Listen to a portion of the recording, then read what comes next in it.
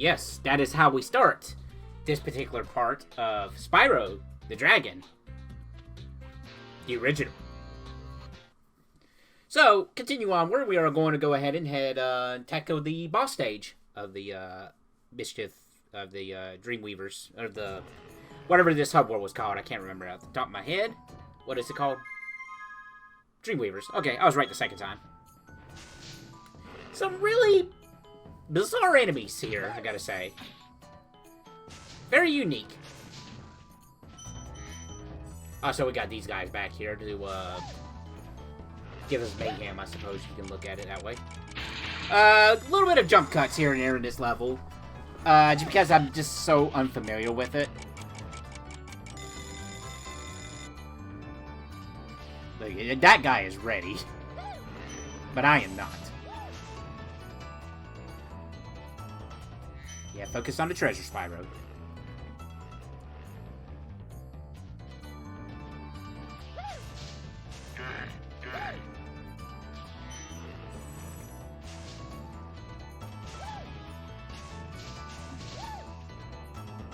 God, I love those woohoo guys.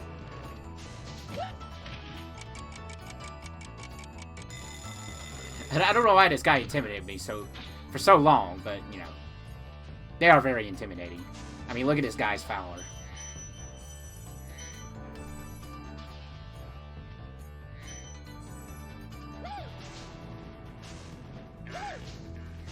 Gonna hit me with that flower.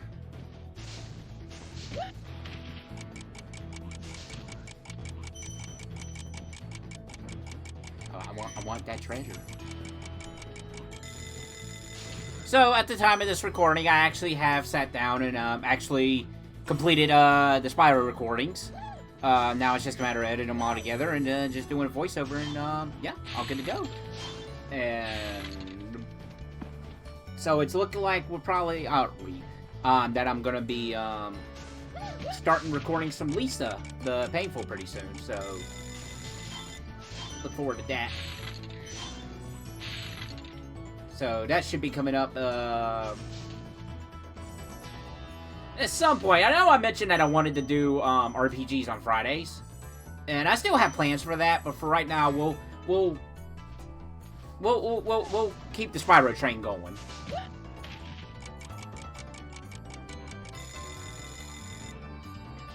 Because, you know, it's Spyro the Dragon.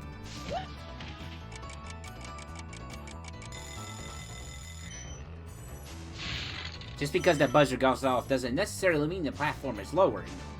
After the buzzer, it goes off. Or goes down. Something. I don't know. Mathematical. Or something.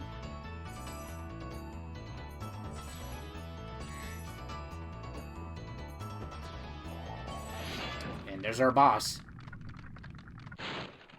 Any advice before this battle? In quotes.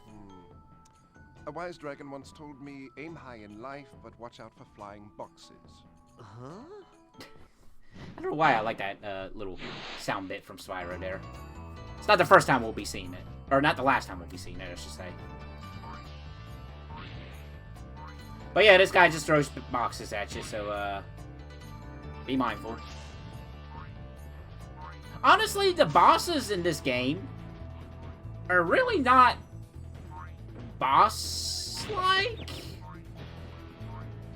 I mean, they're boss-like, but I don't know. They're not exactly what you would think in terms of bosses. Like, honestly, the top of my head, I think the first boss, the Scarecrow sheep thing, was probably the most boss-like in this game. Because even Gnasty, you know, skipping ahead a little bit, he still has this, you know, runaway pattern that all these bosses have.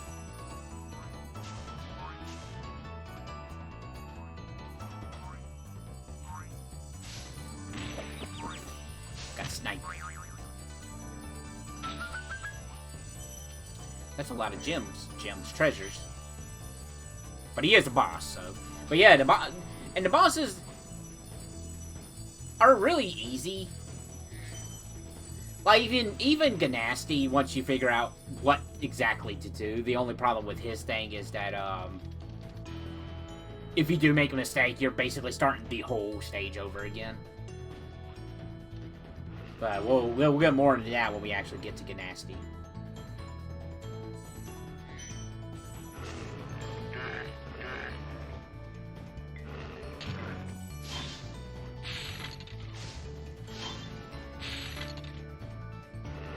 Exactly, $2.99. Now it is no longer $2.99.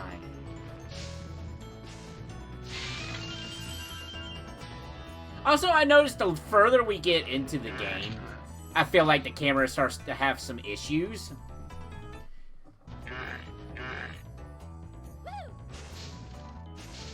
I'm sure the camera in the Reunited trilogy is 10 times better. Because honestly, that's probably one of my, like, outside of the controls, the camera would be the... I would say the camera... Well, I don't know. Which one would I say is worse? The controls or the camera? I would probably put the controls over the camera first. Because, I mentioned before, Spyro's controls is, as you see, I just die a lot. But yeah, Spyro's control... It's not the worst thing in the world. The only problem with Spyro 1's controls is it's just dated. It's the first in the series. Since we already have this key, let's get pushed by the little mushroom, then collect our treasure.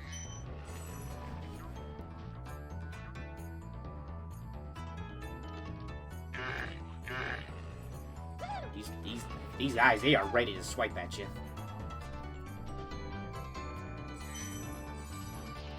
I think you can actually make that jump. I just don't do good.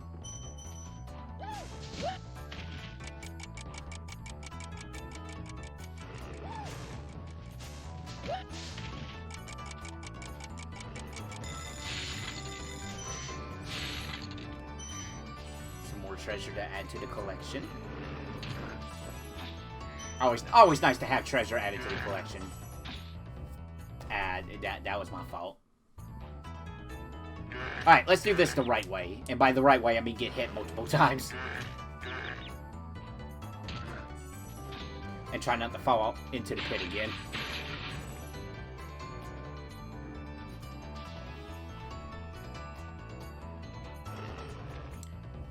See a dragon way over yonder.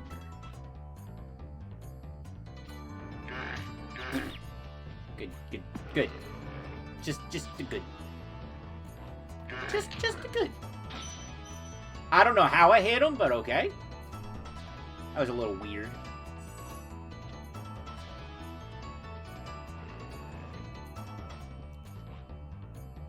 No, you can't do it that way, Spyro.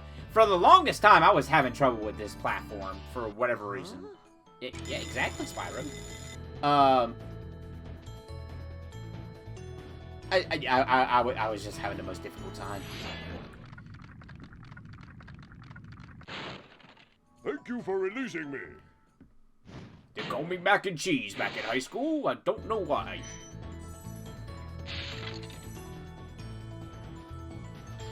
Just seemed really pointless, just like that Dishamon Powell's pointless joke just now.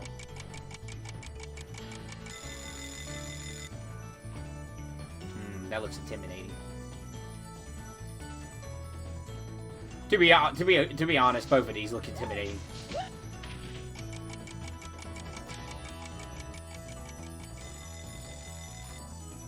Bad angle. Bad jump angle, I should say. And here's the right way. For now. For now, it's the right way.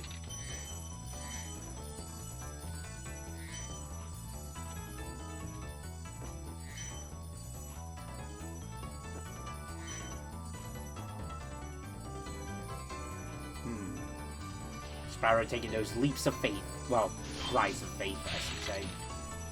Even though he can fly in the flying stages, I'm assuming that's more of a fairy property, if I had to take a guess with the flying stages. Just a little inconsistency, I guess. But hey, it changes up the gameplay.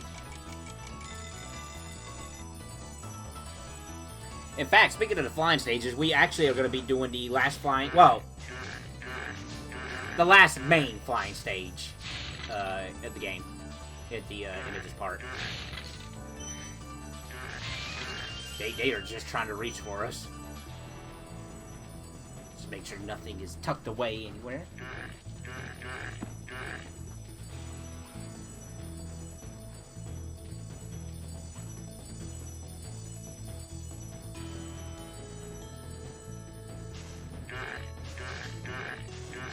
It just takes a little bit. Just a little bit.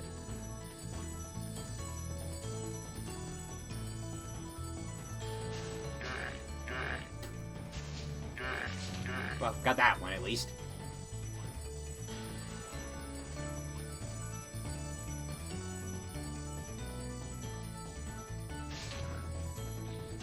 Alright.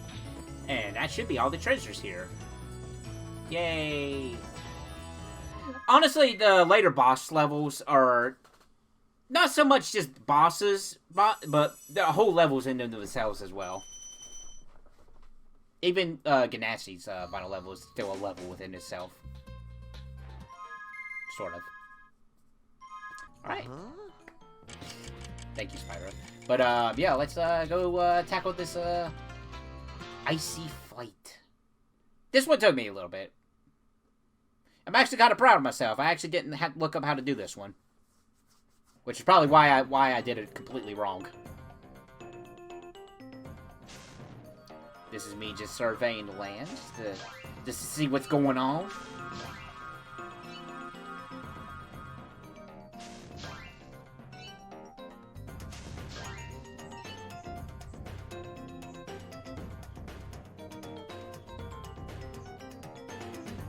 And I guess this is me intentionally dying?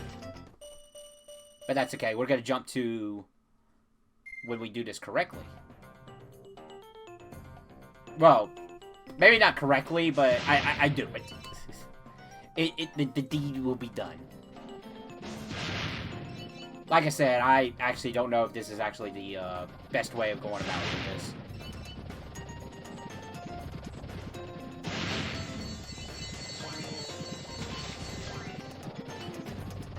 These propellers sound silly.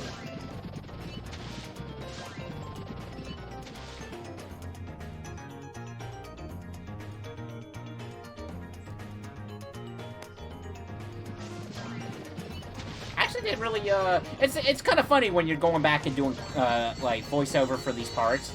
Like, you notice these sound effects in your ears that you don't normally hear. Of course, my setup, you know, how I play video games with its setup, I don't really have surround sound or anything like that. I just have a basic, you know, TV. I actually plan on getting a computer monitor with built-in speakers at some point to actually be my main way of recording stuff, but maybe someday. I mean, don't get me wrong, I'm not doing like anything recording off of CRT. I do have HD TVs.